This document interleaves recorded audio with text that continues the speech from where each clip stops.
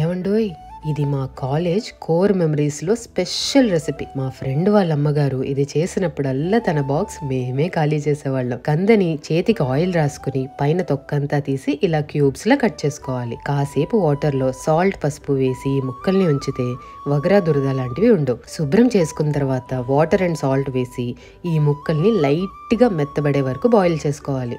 మరీ మెత్తగా బాయిల్ చేసుకోవద్దు సుమా. ఇప్పుడు కడాయిలో కొద్దిగా ఆయిల్ వేసుకుని ధనియాలు, పచ్చిశనగపప్పు, జీలకర్ర, కారానికి సరిపడా ఎండుమిర్చి, 2 రెబ్బల కరివేపాకు వేసి వేయించి చల్లారిన తర్వాత సాల్ట్ వేసి మెత్తగా పొడి చేసుకోండి. ఈ పొడి ఏ వెజ్ ఫ్రైలోకైనా అద్భుతంగా ఉంటుంది. దీన్ని స్టోర్ చేసుకోవచ్చు కూడా. ఇప్పుడు ఉడికిన కంద ముక్కల్ని బ్యాచ్ గా పైన లేయర్ అంతా క్రిస్ప్ అయ్యే వరకు మీడియం ఫ్లేమ్ లో వేయించుకుని పక్కన పెట్టండి.